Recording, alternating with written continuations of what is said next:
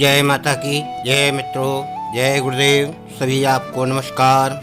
मित्रों, दुर्गा सप्तशती ऐसा एक ग्रंथ है जिसे 3 नेत्रों वाला ही व्यक्ति जान सकता है और उसके ज्ञान के लिए, अखंड शक्ति के लिए हमें उसे पढ़ना होगा या जानना होगा।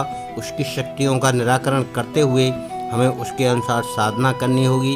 इस रहस्य को जानने के लिए हमें आगे चलकर ये देखना है कि हमें दुर्गा सप्तशती के अनुसार कौन कौन सी पूजा करना है और किस किस प्रकार की करना है। माँ दुर्गा आदि शक्ति हैं और बहुत ही शक्तिशाली हैं। इससे सभी का कल्याण होता है। इसी के लिए दुर्गा सप्तशती बनाई गई है जो सभी जनमानस का कल्याण करे। आप आएं और इसका शुभ लाभ उठाएं। श्री दुर्गा सप्तशती के 3 अंगों की चर्चा कवच, अर्गला और कीलक की हम पहले भी कर चुके हैं। ये सभी 3 अंग शक्ति साधक की देह को दिव्य बनाने के लिए हैं। इन्हें पिंड शरीर को योगज शरीर में रूपांतरित करने वाली मांत्रिक प्रक्रिया भी कहा जाता है। इन 3 अंगों की प्रयोग क्रिया संपन्न करके ही श्री दुर्गा सप्तशती की पाठ साधना करने का विधान है। ये पाठ साधना पूरी करने के बाद श्री दुर्गा सप्तशती के अन्य 3 अंगों के पाठ व प्रयोग का भी विधान है। शक्ति साधकों से ये तात्विक निवेदन है कि दुर्गा सप्तशती के मंत्रों की विवेचन प्रक्रिया इन सभी अंगों की चर्चा के बाद ही की जाती है। इसीलिए अब इस लीला कथा की कड़ियों के सूत्र स्वाभाविक रूप से पाठ के पश्चात वाले अन्य 3 अंगों से जुड़ जाते हैं। इन 3 अंगों को त्रिविध रहस्य भी कहा जाता है। इनके नाम हैं प्राधानिक रहस्य, वैकृतिक रहस्य एवं मूर्ति रहस्य।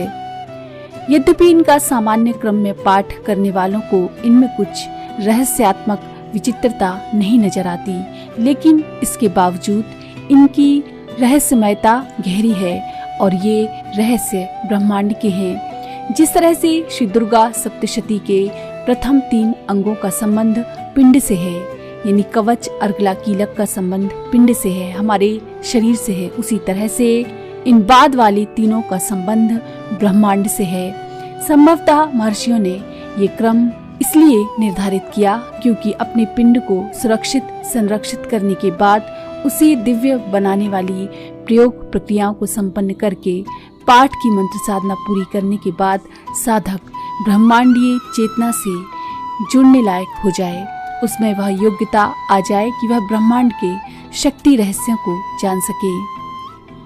इन रहस्यों में प्रधान एवं सर्वप्रथम रहस्य है प्राधानिक रहस्य। इस मंत्रमाला में 31 मंत्र है। ये राजा की जिज्ञासा के उत्तर में ऋषि वचनों के रूप में प्रकट हुई है। इसके 2 भाग हैं। पहला आदि शक्ति की मूल प्रकृति माता महालक्ष्मी के तात्विक रूप से संबंधित है। दूसरे भाग में प्रकृति की विविध शक्तियों का विकास क्रम है।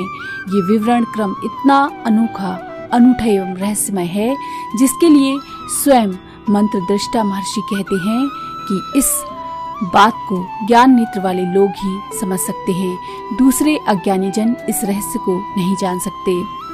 शक्ति साधना में रत साधक यहाँ ये जिज्ञासा कर सकते हैं कि ज्ञान नेत्र वाले लोगों की समझ में आने वाला ये रहस्य आखिरकार है क्या। तो इस प्रश्न का उत्तर ये है कि आदि शक्ति स्वयं ही इस सृष्टि का चरम एवं परम तत्व है। उनसे भिन्न अन्य कुछ भी नहीं। वही शक्ति है और वही सनातन। उन्हीं एक से ये विविध नाम रूपों वाली सृष्टि विकसित हो सकी है। वही आदि है, वही मध्य और वही अंत। उनसे भिन्न अन्य कुछ भी नहीं। उनके स्वरूप का वर्णन करते हुए ऋषि का कहना है कि उन सच्चिदानंदमयी परमेश्वरी के श्री विग्रह की कांति तपाए हुए स्वर्ण की भांति है। वे अपने 4 हाथों में बिजौरा, गदा, खेट यानी ढाल और पान पात्र धारण करती हैं तथा मस्तक पर नाग, लिंग और योनि धारण करती हैं। उनकी कांति तपाए हुए स्वर्ण की भांति है तथा तपाए हुए स्वर्ण के ही उनके आभूषण हैं।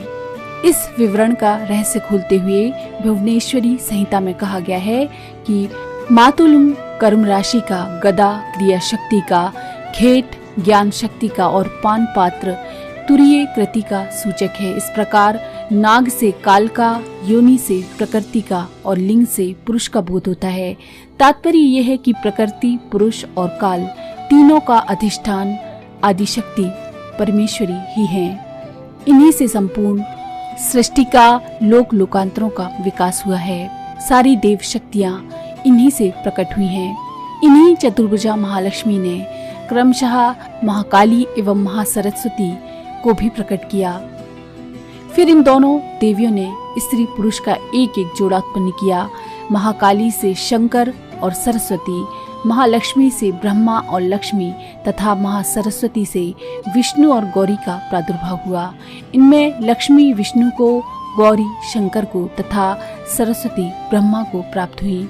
बाद में इन त्रिदेवों ने अपनी शक्तियों के साथ सृष्टि पालन एवं संहार की जिम्मेदारी संभाल ली। इसे सामान्य स्त्री पुरुष के लौकिक रूप में नहीं देखा जाना चाहिए। इसे ब्रह्मांडों को जन्म देने वाली मूल ऊर्जा और उसके अलग अलग स्तरों की अभिव्यक्ति के रूप में अनुभव करने में ही समझदारी है। इसीलिए ये पहले ही बता दिया गया है कि जो नेत्रवान हैं वे ही इसे देख पाएंगे। अन्य जन भले ही वे कितने ही विद्वान हो, इसे देखने में समर्थ नहीं होंगे।